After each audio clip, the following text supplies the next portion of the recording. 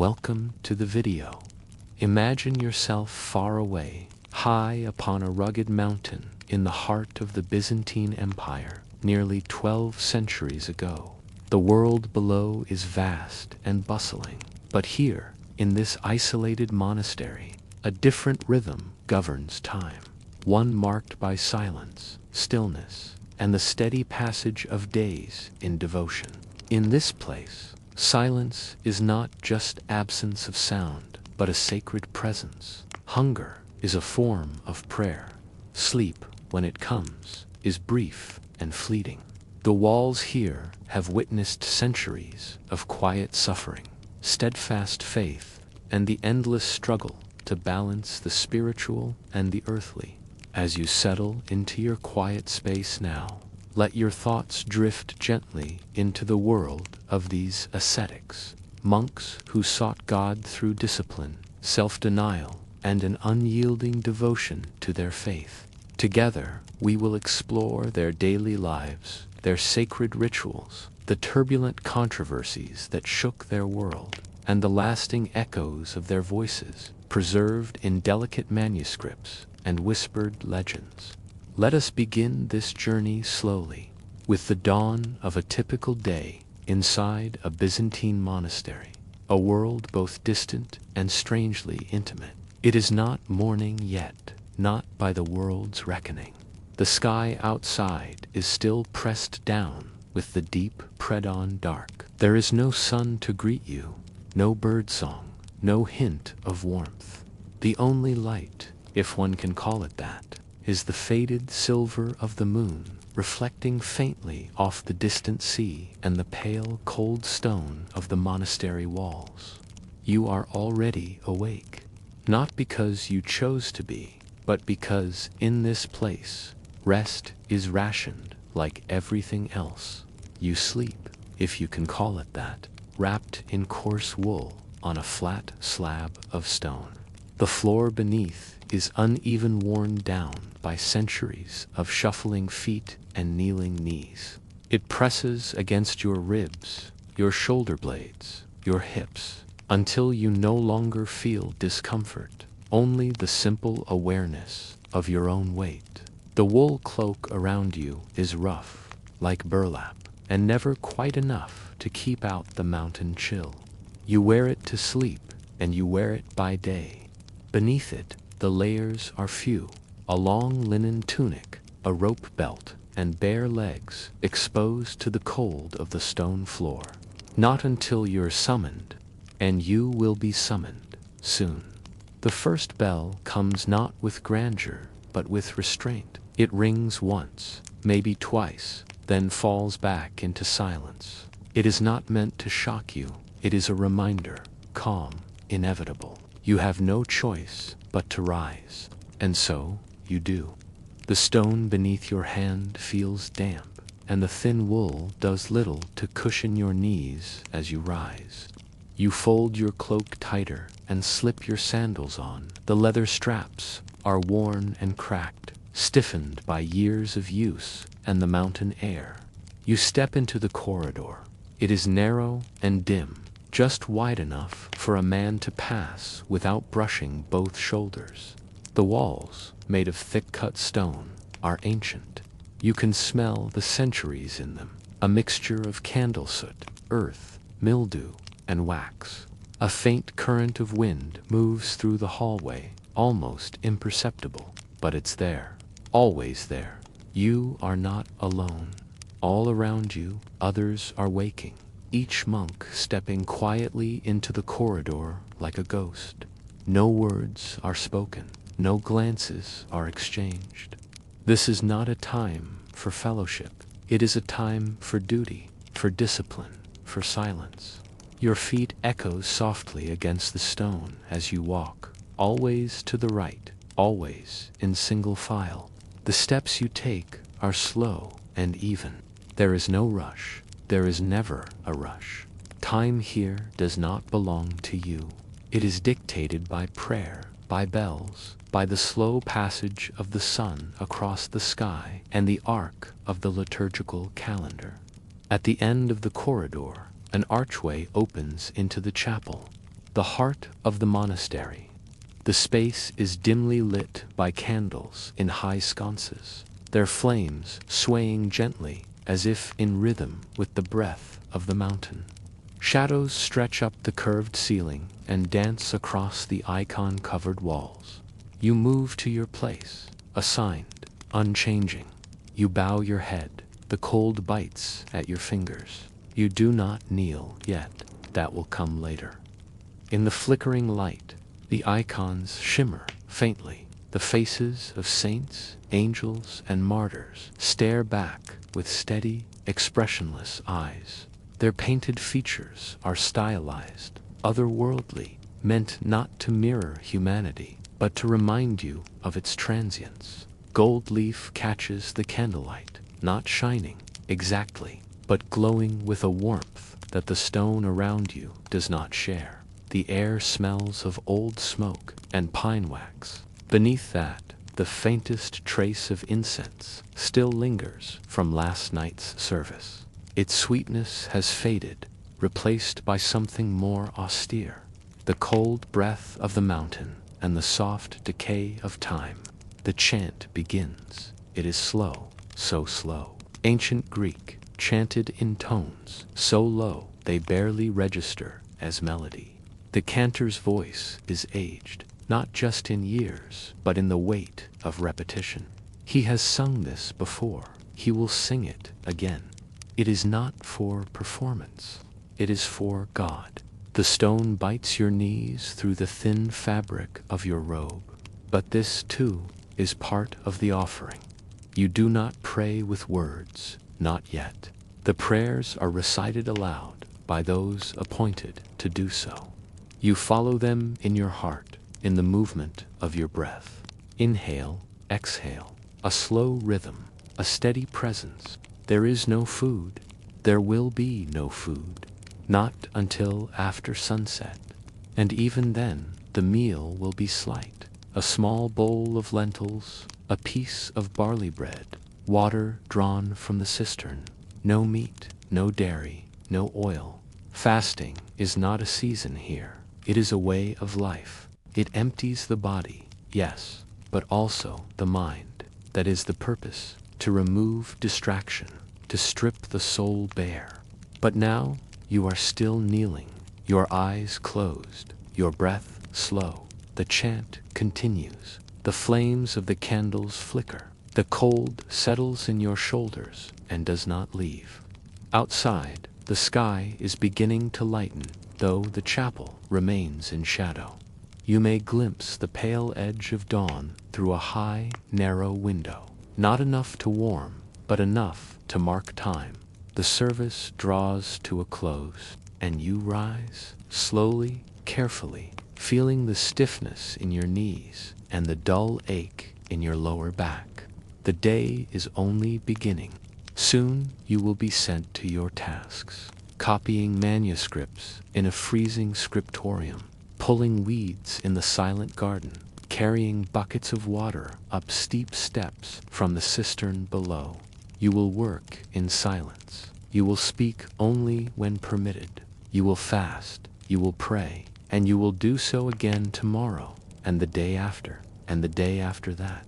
This morning, this awakening in cold, in silence, in discipline, is not an exception. It is the rule. It is the rhythm. Let that rhythm wrap around you now. Let it settle over you like the woolen cloak on your shoulders, heavy, rough, unchanging. There is no urgency here, no chaos, only the slow turning of time, the flicker of candlelight, and the soft tolling of a bell that calls you forward into another day. Breathe slowly. You are not in the present anymore. You are on a distant mountaintop, in a stone room, in silence, and the sun has not yet risen. The morning prayers have ended. You stand quietly as the final echoes of the chant dissolve into the cold stone of the chapel. There is no applause, no signal that the ritual has ended, only a glance from an elder monk, and then a quiet dispersal. Each man returns to his duties, without a word. You follow the corridor away from the chapel. Your sandals tap gently along the stone floor. A faint draft passes through the hallway, carrying with it the scent of beeswax and old parchment. The monastery is beginning to stir, though it never truly sleeps. There are no loud voices, no bustling sounds of industry, only movement, measured, steady, and slow. In this place, even action is a form of prayer. You make your way to the scriptorium, a room set aside for the most sacred of all labors, the copying of holy texts. It is not a grand chamber. In fact, it feels more like a cell, narrow, cold, dim. The walls are lined with wooden shelves, each one bearing rolled parchments, bundles of vellum, and leather-bound codices. The air is thick with the smell of ink, iron gall, vinegar, oak galls, steeped and strained to a deep, staining black. There is also the faint odor of animal skin, lingering from the vellum pages. You settle onto a low bench. Before you lies a desk, nothing more than a slab of wood balanced on stone blocks. Upon it sits a blank parchment, stretched and flattened. An ink pot, made of fired clay, rests beside it, and a quill made from the wing feather of a goose. The only light in the scriptorium comes from a few narrow windows, placed high in the wall, and a cluster of tallow candles that burn low, their wax pooling and cooling like melted ivory. You dip the quill into the ink and begin. Each stroke must be precise, each letter shaped according to tradition, passed down from monk to monk. It is not enough to write clearly. You must write beautifully. The page is not your own. It belongs to the text and to God. You do not write in your own language, but in Koine Greek, the language of the Gospels. The letters curl and bend with elegance, like waves cresting and falling. You have memorized many of these lines, but still, your eyes drift back and forth from the guidebook beside you. A copy of a copy of a copy. Each page slightly faded, each letter slightly different. The work is slow, so very slow. Your fingers cramp. The cold does not help. The ink thickens when left too long. You pause occasionally to breathe on your fingers, to flex them, but you do not speak. No one speaks. All around you, others are doing the same. Rows of silent figures hunched over parchment, their heads bowed, their breath shallow. Some mouth the words as they write, a quiet chant beneath their breath, a meditative rhythm to accompany the movement of their hands. Hours pass. Time here is not measured by clocks, but by bells, soft, solemn tones that mark the turning points of the monastic day. When the bell tolls again, it is time to stop writing and return to prayer. But before that, there is labor. You are sent to the gardens, though they are not like the gardens of cities or palaces. They are small and rocky, set against the edge of the mountain. Terraced plots carved out of the stone, filled with soil, brought up basket by basket, year by year. There are leeks here and onions, some bitter greens, a fig tree that yields rarely. You carry buckets from the cistern, feeling the pull in your shoulders with each step. You pull weeds in silence, your hands buried in cold dirt, your fingers stained with green. Sometimes you are asked to help repair the walls, to lift stones and set them with lime, or to mend a roof, or to carry timber up the hill for firewood. Although fires are rare and used only when truly needed, the work is not cruel, but it is constant, and it is expected to be done without complaint. There is no conversation, only the sound of wind through olive trees, the cry of gulls from the sea far below. the occasional groan of a wooden cart, the creak of a leather bucket. When the bell sounds again, you return inside, again passing through shadowed corridors. The temperature is colder now. Inside the stone walls, damp, a kind of moisture that settles in the joints and stays there. In the afternoon, there is another service, another chant, another ritual. The pattern repeats. Then more time in the scriptorium. By now, your eyes are tired. The candlelight flutters, straining against the dark. You squint to keep your letters uniform, to avoid misshaping the sacred names. The elder monk passes behind you, reading over your shoulder. He says nothing, but if your script were careless, you would be asked to start the page again. Not erased, not scratched out, simply turned and begun anew. Each page is a lifetime, each manuscript a tomb of effort. As evening nears, your stomach aches faintly. It is not pain, but an emptiness that pulses low in your belly. The fast continues. And then, finally, when the sun has dipped behind the mountain and the blue of dusk settles over the cloister, a small meal is served.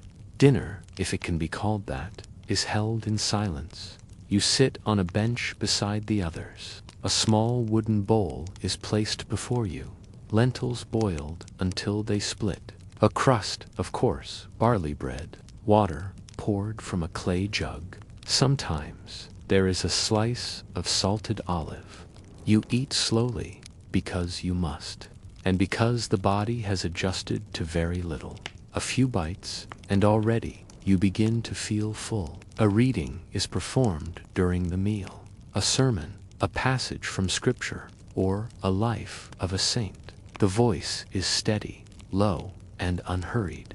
It continues even as the meal ends. You clean your bowl with the last bit of bread. There are no second servings, no complaints, no glances. The final prayers come in the late hours. You return to the chapel once more, now lit only by a few sputtering lamps. The chant is softer at night, lower. There is something funereal about it. It is not meant to lull you, but to remind you of death. Memento mori, remember. You kneel once more. Your back aches, your stomach is hollow, but your spirit is still suspended in the rhythm of this place. When at last you return to your cell, the sky outside is black again. You lie once more on the stone slab. The same woolen cloak wraps around you. Your knees pull toward your chest against the cold. There is no fire, there is no comfort, only silence and breath. Another day is finished, and tomorrow will be the same. There is no variety here, no holidays, no surprises, only the loop of service, of labor, of silence. Even if it wears the face of spiritual dread, the gnawing doubt that you will never be holy enough, never still enough, never truly empty, you breathe, and the chant echoes in your memory. A low, steady hum. Let that be enough. Let that carry you into another cold, quiet night. The rhythm of monastic life seems unchanging. Wake before the sun, pray, work, fast, chant, sleep, repeat. And yet once, this rhythm was broken, not by noise or rebellion or worldly distractions, but by something quieter, something far more dangerous, an idea. It began far away from the mountain monasteries, in Constantinople, in the great halls of the imperial palace. It began with a question, one that seemed, at first, so simple. Should images of Christ and the saints be shown in churches? It was not a new question, but it became an urgent one. The emperor had decided no. He saw icons, those painted figures of the Theotokos, the saints, Christ himself, eyes, idols, misunderstood, prayed to, worshipped. He feared the people had forgotten the invisible God behind the visible image, and so he issued his decree: destroy them, and thus began the iconoclasm. Imagine now the effect this had, not on cities, but on the quiet mountain cloisters. You are a monk. You have spent your days in prayer, in fasting, in copying the Holy Scriptures. But when you look up from your work, you see Christ, his face, tender, calm, painted in luminous gold.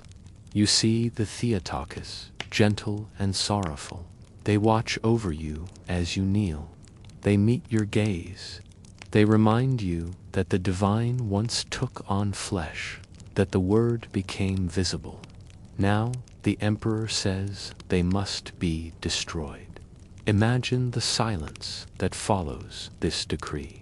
Not outrage, not rebellion, just a deeper quiet, a stunned, heavy stillness in the monastery corridors, a shared glance among the brothers, a tightening of hands around quills, around prayer ropes.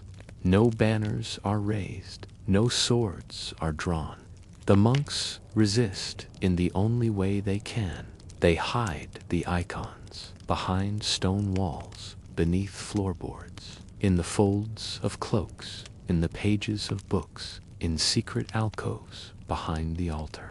By night, in dim candlelight, they continue to paint tiny images, small faces: Christ Pantocrator, the Mother of God, Saint Basil, Saint Anthony, each face painted with reverence, with prayer. The very act becomes sacred rebellion.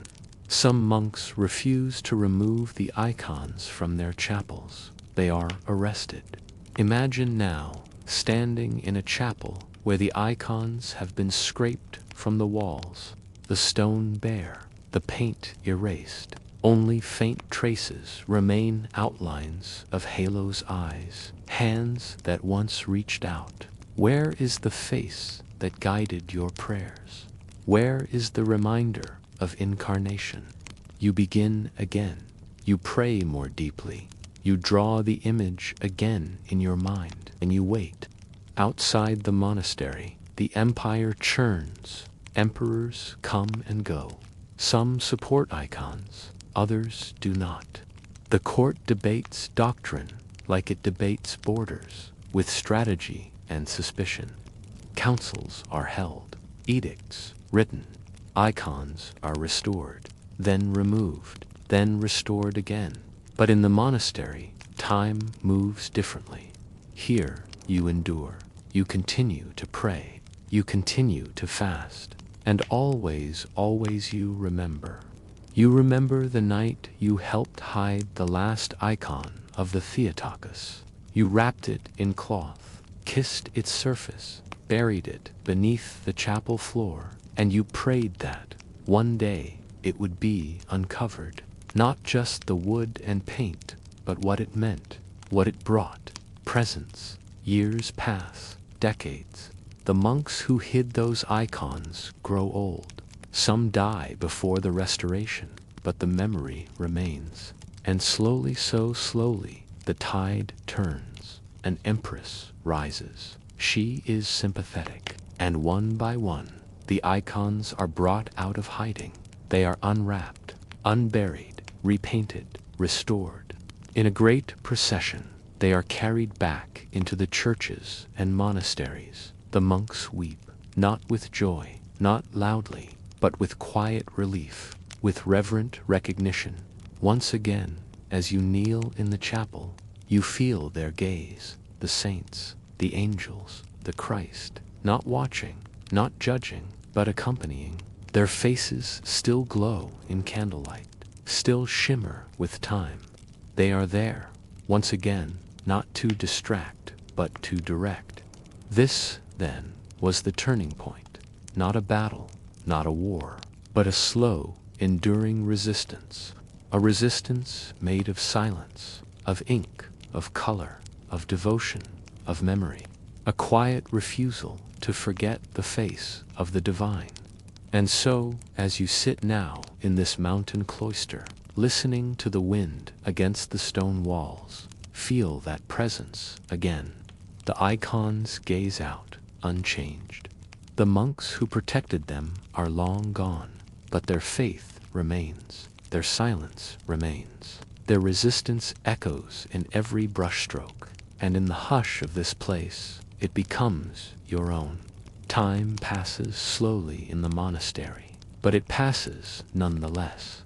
Seasons turn, leaves yellow and fall from the fig trees. Stones wear down under the weight of centuries of sandals and silence. And though the daily rhythm of prayer and fasting remains constant, history, like a slow tide, eventually finds its way even to these remote cloisters. And with them, something more subtle begins to unfold. A new weight, a deeper voice, a quiet authority, forming not in the palace halls, but in the worn stone chapels of monastic life. That the divine may be represented, that Christ, who once walked in flesh and dust, may be remembered through pigment and wood. You do not celebrate with feasting. There are no fireworks, no shouts of joy. Carefully, slowly, he begins to restore the image of the Pantocrator, the all-ruler above the chapel's central arch. The gold leaf is reapplied in quiet strokes. The face emerges from shadow once more, gentle, watchful, present. The icons return, but not all at once. Some are uncovered, still bearing damage from their hiding places, scratches, fading mold from years beneath the earth. Others are repainted from memory, or using old manuscript illustrations hidden in scriptorium drawers. Each restored image is a kind of resurrection, not just of art, but of memory, of belief, of breath. They are not loud, but they linger in the corners of your eye, the back of your mind, the quiet of your prayers. They remind you not of victory, but of endurance. The monks who resisted iconoclasm are remembered now with quiet reverence. Their writings, those that survived exile, censorship, fire, are carefully recopied and studied. Their words, so restrained in life, become the spiritual backbone of orthodoxy in the empire. And slowly, gently, the role of the monastery changes. It becomes not just a place of seclusion, but a center of spiritual authority. The empire listens to the monks now. Emperors seek their counsel. Theological debates look first to the desert fathers, the mountain ascetics, the silent scribes. Their resistance, once seen as stubbornness, is now viewed as faithfulness, a model, a guide. But power in the monastery does not look like power in the court. There are no thrones here, no gold, no guards, only older monks teaching younger ones how to tend a garden, how to write a letter theta so it sits gently on the page, how to boil lentils in silence, how to breathe through temptation. These teachings spread quietly. They do not leave the walls of the cloister, not physically, but the pilgrims come seeking guidance, solace, prayers, the weary, the wounded, the curious, and the monks receive them without ceremony. They offer water, a crust of bread, a word if needed, a prayer always. The monastery becomes a lantern, not bright, not glaring, but steady, warm. You notice it in the small things, how the chapel is always just warm enough despite the mountain winds, how the gardens bloom even in lean years, how the chants seem to echo beyond the walls into valleys and across waters, and how even the youngest novices walk with a quietness that feels older than they are. This is the aftermath, not a return to the past, but a deepening. Imagine sitting now in the courtyard of the monastery. It is late afternoon. The sun leans low in the sky, casting a honeyed light on the stone walls. A breeze stirs the olive trees. The prayers folded into every then silence. You feel it. The voice of the monastery, ever raised, never forced speaking, still. And you, wrapped in that voice, breathe gently. Let that breath anchor you. Let the silence hold you. And as the sun sets, and the shadows grow longer across the stone, know that what was nearly lost has returned, and that the return was not with fanfare, but with faith, unbroken, unspoken, unshaken. Even in silence, a monastery holds secrets. Centuries pass in steady rhythm. The days blur together in fasting and prayer, in copying and chanting.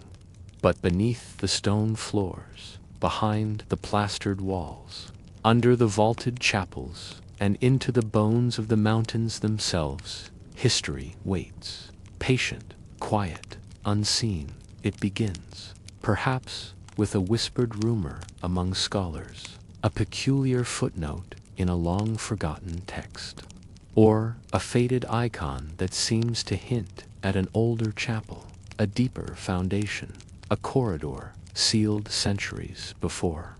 Mount Athasis, finger of land reaching into the Aegeans, not a single monastery, but a sacred peninsula, a republic of monks. 20 great monastic houses, countless skeets and hermitages tucked into forested slopes and limestone caves. Here, the modern world barely intrudes, and in that stillness, the past is never far away. Imagine the moment a monk, tending the garden near the edge of a crumbling wall, strikes stone with his spade-on, unfamiliar pattern. Not just bedrock, something carved, a shape, a stair, perhaps. He pauses, looks around. The monastery has stood here for 1,000 years, but beneath it what lay forgotten? Sometimes the discoveries come during repairs. A roof collapses, a foundation cracks. Beneath the rubble, a chamber is found, low ceilinged, dust thick. The walls are painted, though barely visible. The air smells of wax, lime, and long-locked time. An underground chapel, one no one remembered. And on the wall a faded image of Christ Pantocrator, hand-raised in blessing, smaller than usual, older, eyes wide, as if waiting.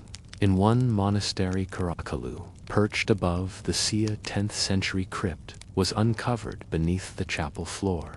The bones of monks rested in neat rows. Some had wooden tags tied to their femurs, names, dates, prayer requests. The crypt had been forgotten for centuries, yet the prayers remained. In another monastery, hidden behind shelves in the library, scholars find manuscripts, bound, stacked, wrapped in cloth, moldy, brittle, but intact. Their language is familiar, ancient Greek, but the hand is older, the ink thinner. The words, some known, some not, speak of saints long erased from official calendars. Visions once feared heretical, and fragments of hymns whose melodies are lost. These are lost. The margins are wide, generous evidence that the scribe was given time and space and belief. What else lies hidden? Some monks know the terrain well. They speak of a sealed tunnel beneath Vadopedi Monastery, leading toward the sea. No one opens it, not out of fear, but out of reverence. Whatever lies beyond is not for curiosity, but for memory. At Dionysiu, a monk restoring a storage chamber notices a draft where there should be stone. He taps the wall hollow carefully. Over weeks, he peels back layers of plaster and finds a wooden door, so rotted it turns to dust in his hands. Beyond it, a room untouched since the 1400s. Inside, broken candles, dried herbs, a bench. Nothing extraordinary, and yet utterly extraordinary. A hermit's cell. He had bricked himself in, not as punishment, as devotion. He chose stillness so complete that even his presence became invisible, and yet his space remained. In these discoveries, the past does not shout, it whispers. The buried clues are often incomplete. A torn page, a name scratched into a wall, a cup blackened by oil, resting beneath layers of fallen roof tiles. They offer no certainty, only fragments and questions. Who wrote this hymn? Why was this corridor sealed? Why was this relic never catalogued? And yet, for monks and historians alike, the answer is not always needed. The presence is enough. Mount Athos itself is a living palimpsesta, parchment overwritten again and again. The past is not erased here, it is layered, logged. Even the paths between the monasteries hold clues. Along the wooded trails, travelers sometimes find stone markers, simple crosses carved into rock, or slabs etched with dates and names, worn smooth by rain and moss. Waypoints from monks who walked the same paths 500 years ago, feet bare, hearts full. In one cave near the edge of a cliff, a monk once lived alone for 60 years. He left behind only a cup, a wooden cross, and a shallow impression. Today, others come to sit there quietly for a moment. Even silence leaves a mark. In recent decades, modern preservationists have come not to invade, but to assist. They digitize texts, photograph fading frescoes, catalog artifacts, but always they move slowly, with reverence. They know this is not a museum. It is a breathing world of devotion. What is uncovered is shared quietly. No press releases, no fanfare, just a footnote added to an ancient library catalog, a photograph archived, a prayer whispered. Even now, you can imagine walking through those ancient halls, the air cool and still, the stone beneath your sandals worn smooth by centuries of footsteps. You pass a door that's always been locked, a stairway that seems to lead nowhere, a corner of the library where one shelf leans away from the wall just slightly, and you wonder what lies behind, what waits beneath, what stories linger in dust. And you realize this too is faith, not only in what is visible, but in what remains unseen. The clues are buried, not to be hidden, but to be remembered in time. Let that idea settle now. Let your mind drift through stone corridors, past shelves of brittle parchment, into candlelit chapels beneath the earth. Feel the weight of silence, the comfort of dust, the soft, sacred pulse of memory. It is still there, beneath everything, waiting. Beyond the visible routines of prayer, fasting, and work, the Byzantine monastery was shaped by something quieter, something not written on parchment or carved into stone, something not easily seen, yet always felt. It was belief not in the public doctrines debated in councils or decreed from thrones, but in the personal, whispered, inward mysteries of the heart. You wake again before dawn, the same stone floor beneath you, the same woolen cloak wrapped around your shoulders, the same silence.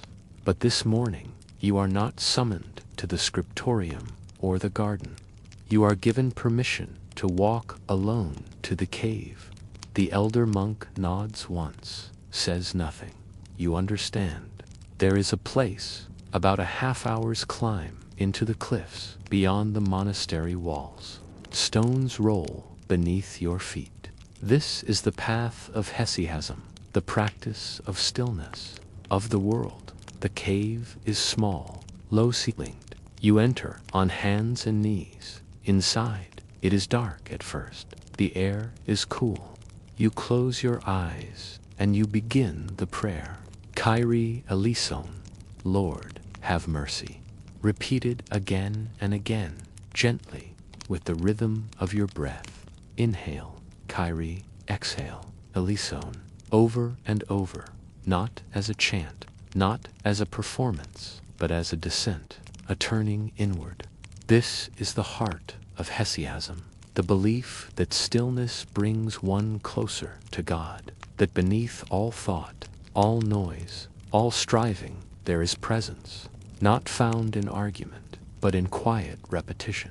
Monks who practice this may spend hours, days alone, in caves, on mountaintops, in locked cells. They seek not visions, but emptiness. They say that sometimes, in the deepest silence, light comes, a warmth behind closed eyes, a clarity beyond words. Some say it is divine light, others say it is simply peace, but they do not seek it for the experience. They seek it for the nearness, the drawing close. And yet even in the most hidden places belief finds form. The monasteries of Byzantium are filled with relics, bones, hair, fragments of garments, a finger said to belong to Saint Basil, a sandal said to have touched the foot of the Apostle Paul. They are kept not as trophies, but as touchstones. They rest in golden reliquaries or simple wooden boxes. They are placed on altars, carried in processions, kissed gently during feast days. Each relic is a reminder. Holiness is not just spiritual, it is physical, tied to body, place, time. Some monks say they feel something when near them, a heat, a stillness, a hum in the air. Others say nothing, they simply bow their heads. And then there are the visions, not frequent, not sought, but occasionally spoken of, in hushed tones, among trusted brothers. Visions of the Theotokist, the Mother of God. She appears not in splendor, but in stillness. At a bedside during illness, in the corner of the chapel after a long vigil. Once, perhaps, at the foot of the garden steps, walking barefoot through fig leaves, disappearing into olive trees. She does not speak, or if she does, her words are few. Peace, endure, I am near. These are not stories for sermons. They are not written into chronicles, but they are passed from monk to monk, like a soft cloth placed into a palm. Quiet stories, personal, weightless. You sit longer in the cave. The darkness becomes familiar, the silence comforting. Your breath slows. Inhale, Kyrie. Exhale, eleison. You feel no vision, no light, only quiet. Only the weight of the mountain above you, the memory of those who came here before, and still you are not alone. You emerge from the cave hours later, blinking into sunlight. The monastery is visible in the distance, its stone walls warm in the late morning sun. Smoke rises faintly from a chimney. The bell will ring soon for midday prayer. You walk slowly, with bare feet, the earth warm beneath you. The stillness you found does not stay behind in the cave. It moves with you now, like a soft thread wound around your ribs. You will not speak of what you felt or did not feel. That is not the point. You returned, and that, too, is prayer. These hidden beliefs, they live in the margins, in silence, in footnotes, in old men's whispered stories, but they form the soul of the monastery. A life not just ruled by routine, but filled with presence, invisible, unspeakable, real. Let that presence sit with you now. Let it wrap gently around your shoulders, like the worn wool of a monastic cloak. Let your thoughts pass like clouds over Mount Athos, and let stillness remain. While monks knelt in stone chapels, far removed from the tides of politics and power, another world moved just beyond the mountain's reach. A world of perfume, polished marble, and whispered debate beneath gilded ceilings. Imagine now a different morning, not on a hard stone floor in a cell of silence, but on cool marble tiles beneath a painted dome. You wake in a room filled with filtered sunlight streaming through silk-curtained windows. The scent of rosewater lingers in the air. Somewhere nearby, a servant adjusts the incense brazier, adding a pinch of amber resin to scent the room. You are in the imperial court of Constantinople. More specifically, in the women's wing of the great palace, where the empress resides. Her world is not one of brute command, but of influence. Not cloistered, not powerless, but subtle, finely woven, and wrapped in velvet. The court wakes not with bells, but with water poured into silver basins by handmaidens, splashing gently across skin perfumed with frankincense. Robes of softest silk are brought out, stitched with threads of gold, and dyed with indigo, saffron, and deep pomegranate red. The empress does not dress alone.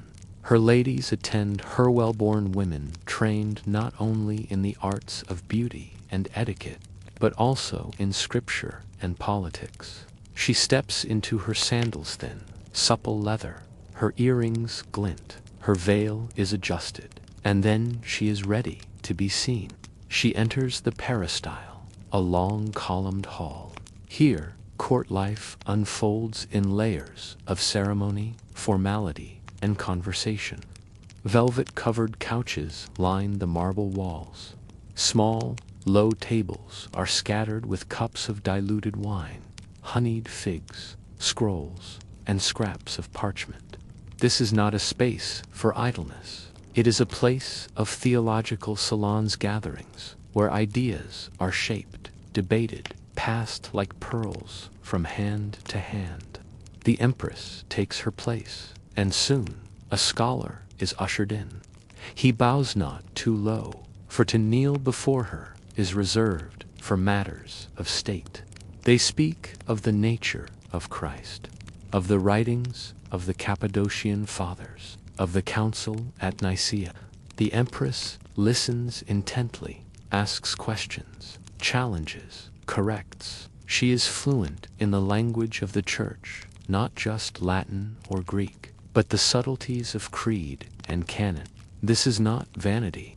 A white peacock struts slowly through the garden, its feathers trailing like a cloak behind it. Fountains murmur gently into marble basins. Gold mosaics glitter in soft candlelight. The Theotokos gazes down from the apse, her face serene. The air is cool, heavy with incense. She kneels on a silk cushion. A chaplain reads quietly from the Psalms. She prays not for herself, but for stability, for peace, for the wisdom to guide her sons, her council, her empire. In the afternoon, letters arrive, some from bishops, some from abbots in far-off monasteries, seeking aid or permission. Others come from foreign courtsgifts, proposals, veiled threats, written in the language of diplomacy. The empress responds with care. A gift of candles and olive oil is sent to a monastery on the Black Sea coast. All is managed with the precision of silk embroidery. As the sun lowers, the light in the palace changes. The golden tesserae of the mosaics catch the dusk. Shadows stretch along the colonnades. Musicians play softly lyre, flute, and voice, not to entertain, but to create calm. A court without serenity is a court prone to chaos. At dinner, the empress sits at a low table. Platters of fruit, nuts, and fish seasoned with herbs are brought in on polished trays. Wine is poured with quiet grace. Conversations continue, but in lower tones. The matters of the day have passed. Now come stories, reflections, and readings aloud from ancient texts. Sometimes the empress commissions new works, a hymn, a commentary, a painted gospel. She sponsors scribes and iconographers, funds the repair of a convent roof, sends purple dye to a remote church for their altar cloths. The velvet and gold of her life are not just symbols, they are tools, instruments of influence, threads in the great tapestry of the empire's faith. And yet, even here, surrounded by beauty and light, she does not forget the monks. She respects their silence. She fears their prayers.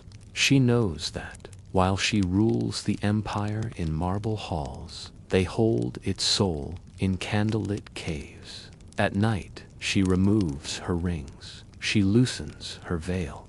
She stands at the window, looking east toward the mountains, where the cloisters lie hidden.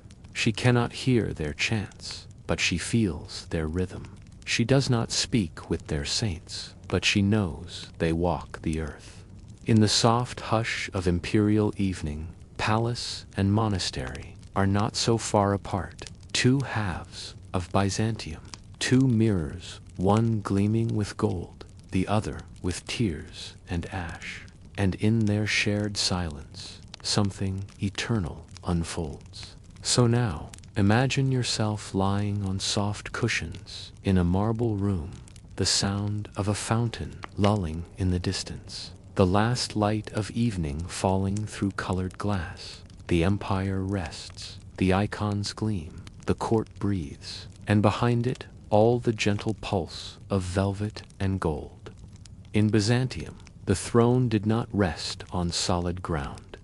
It floated delicately, balanced on a sea of whispers. Within the polished marble of the imperial palace, surrounded by fountains, gardens, and mosaics, danger coiled quietly behind every curtain. In a world ruled by image and symbol, by sacred ritual and divine authority, power was rarely taken by force, but often shifted subtly in the spaces between breath and silence. Here, in these polished halls, loyalty was soft-spoken, ambition wore perfume, and treason often arrived not with swords, but with ink. Let us begin at the heart of the palace. The Chrysotraklinos, the golden reception chamber-ware emperors, sat on jewel-encrusted thrones beneath gilded domes, where the walls shimmered with images of Christ enthroned just above the earthly ruler, as if to remind all who entered, to question the emperor was to question heaven itself. But even this image, so serene, concealed complexity, because around the emperor gathered the true machinery of court life eunuchs, scholars, generals, bishops, and chamberlains. Some had no names beyond their titles. Some were never seen outside the palace walls. Yet their hands turned the wheels of empire. The eunuchs, especially, held strange power. Trusted because they could never father dynasties, they moved freely between male and female quarters. They were guardians of secrets, masters of protocol, sometimes even military commanders. One might oversee imperial correspondence. Another might whisper a warning in the empress's ear. Another might control access to the emperor himself, deciding who could kneel before him and who must wait outside, forgotten until the tide turned. They were not loved, but they were indispensable. Imagine one now, robed in white silk, with a gold-stamped belt, thin, unreadable expression, moving soundlessly across a hall, bearing a scroll. A single sentence within could elevate a general lore, send him to the monastery in exile, or worse. Even within the palace, coups were not rare. Unlike Rome, where assassins struck in the open forum, Byzantium preferred a more ritualistic sort of betrayal. A cousin enters the emperor's chamber at night, bringing what seems to be wine and leaves alone. A general returns victorious from a campaign, and the gates of the palace swing open with too much ease. A bishop speaks a little too boldly against an imperial decree, vanishes from the court, his name scratched from the record, his likeness scraped from the walls. Sometimes the usurper was a brother, or a son, or a trusted friend, and always the church was watching. Because in Byzantium, faith was not simply personal, it was political. Heresy, too, was not merely a matter of belief. It was a tool. To brand a rival as a heretic was to remove them from legitimacy. To unseat a patriarch was to shift the tide of public opinion, and to secure the support of monks, especially on Mount Athos, was to gain spiritual weight that could tip the scales of power. Some emperors leaned toward monotheitism, emphasizing the divine over the human in Christ. Others championed iconoclasm, insisting on purity and abstraction. Still others embraced full orthodoxy, restoring images, rituals, and the authority of the monastic voice. And behind each shift were councils, endless councils, long tables, wax tablets, men in robes, debating not just theology, but loyalty, identity, control, and sometimes fear. Because behind every heresy was a fear of chaos, of error, of divine judgment.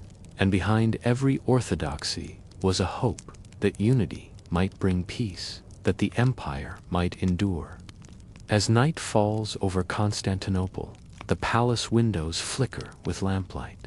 Somewhere the emperor reclines, surrounded by trusted attendants. Somewhere else, a eunuch dictates a quiet message to a monastery, offering land in exchange for a public endorsement. In the hallway outside the empress's chamber, a guard leans against the wall, listening not to footsteps, but to silence, because silence speaks volumes here. And down in the crypt, beneath the palace, the ancestors lie, emperors and empresses, some remembered with love, some only with caution. Their robes have turned to dust, but their decisions ripple still. You now sit in one of the outer courtyards of the great palace. The marble is cool beneath you. A pomegranate tree leans gently toward the evening light. In the distance, the Bosporus shimmers. You hear nothing of the intrigues within, only the coo of doves, the hush of water in the fountain, a final breeze before the stars rise. But even here, the court's quiet gravity remains. Every movement in the palace, no matter how soft, leaves a trace, a rumor, a law, a silence. And history will remember not just who ruled, but who whispered, who opened the door, and who stood behind it. Let that thought float softly now. Let the stone corridors fade from view. Let the golden robes blur into shadow. And let the empire fall quiet once again. Now the candles have burned low. The chanting has faded. The golden mosaics gleam faintly in the twilight. But the eyes of the icons have softened, as though even they have closed in prayer. You've walked the halls of the cloister, climbed the mountain path to the hermit's cave, unfurled a scroll in a forgotten chamber beneath the earth, knelt before a relic no one has touched in 100 years. You've lingered in velvet-scented courtyards, beneath domes painted with stars, heard the rustle of imperial robes echo through polished corridors, and watched, silently, as power shifted with the turn of a whispered word. You've seen the empire from the stone cell and the marble throne. You've tasted both ashes and honey. But above all, you've felt the rhythm that connected it all, the heartbeat of Byzantium, slow, enduring, measured by prayer, not war, shaped more by silence than by speech. A world where history was preserved, not in monuments, but in the breath between chants, in the patience of a monk restoring a single icon, in the careful folding of a veil in the empress's hands. And now, centuries later, it rests quietly beneath the dust of time.